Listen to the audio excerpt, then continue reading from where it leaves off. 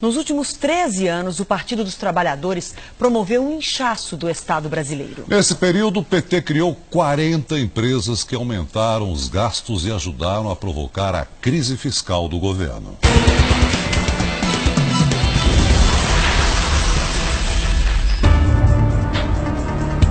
Governar é abrir empresas. Este bem que poderia ser o lema do PT no poder. Em 13 anos, Lula e Dilma criaram 40 novas estatais no Brasil. De seguradora a empresa de logística, de laboratório de biotecnologia a canal de televisão. Se funcionassem como empresas privadas, que dependem apenas do próprio caixa para sobreviver, muitas delas já teriam fechado as portas, pois operam no vermelho desde que entraram em operação. É o caso da Sete Brasil, a empresa criada para produzir navios para a Petrobras, que acumula prejuízo de 26 bilhões de reais. E a TV Brasil, a emissora pública criada em 2007, que acumula um rombo de 6 bilhões de reais. O Brasil apostou numa espécie de aventura expansionista, né? Ou seja, a velha ideia de tentar retomar o desenvolvimento do país com investimento público, a criação de estatais, não é? E aí eu acho que houve um estímulo ao consumo como grande saída do país. Eu acho que aí o Brasil se perdeu. O problema não é apenas a viabilidade financeira das novas empresas. Para uma estatal funcionar, é preciso gente para trabalhar. O número de funcionários das empresas públicas federais cresceu de 35 mil em 2002 para 67 mil este ano. É quase o dobro. O gasto com salários no mesmo período subiu de 1,5 bilhão de reais para 7,5 bilhões. O inchaço da máquina se estendeu ao Poder Executivo Federal. O total de servidores no país saltou de 810 mil em 2002 para mais de 1 milhão no ano passado. Entre concursados e cargos de indicação política, o PT criou, em média, 20 mil vagas por ano. Haja imposto para sustentar uma estrutura tão grande.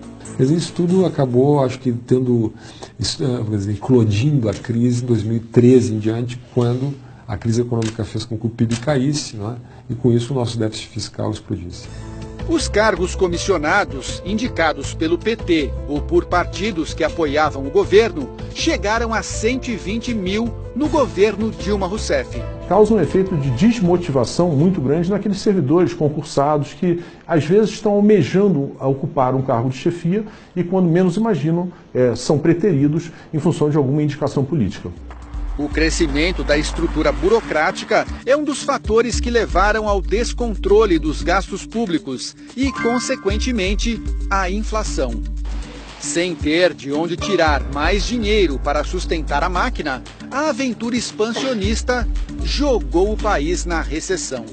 Num governo sem projeto, né, o que sobra é a cooptação, pura e simples, né? Agências reguladoras, estatais, e assim por diante. Isso foi muito negativo, é um dado muito negativo dessa experiência. Para piorar o quadro, os indicadores negativos da área econômica pegaram o governo Dilma Rousseff num momento de fragilidade, por conta do maior escândalo de corrupção da história do país. Os crimes cometidos na Petrobras e em outras estatais não têm digitais apenas do PT, mas de vários partidos políticos. No entanto, a crise veio à tona após 13 anos do partido no poder, o que leva a crer que o PT teve papel de destaque no escândalo agora revelado. Seria o discurso da honestidade apenas demagogia para alcançar o poder? Eu acreditava naquilo. Quando eu deixei de acreditar, falei, peraí, eu estou fora disso, né? Não me confundam. E paguei o preço que tinha que pagar. Paulo de Tarso foi líder estudantil, guerrilheiro e petista. Nos anos 90, se decepcionou com o partido que ajudou a fundar. Na época, era secretário de Finanças em uma prefeitura petista no interior de São Paulo. Descobriu que havia um esquema de favorecimento em licitações para a empresa de consultoria do advogado Roberto Teixeira, amigo de Lula. Eu fiz tudo que tinha que ser feito. Fiquei durante 4 anos tentando levar a discussão do que eu tinha apurado, as provas que eu tinha, para que o partido discutisse. E eu só resolvi, em determinado momento, torná-las públicas, essas provas todas, porque eu não queria ser cúmplice. O caso se transformou no primeiro escândalo de corrupção no PT. Expulso do partido, Paulo pagou um preço alto pela coragem de denunciar.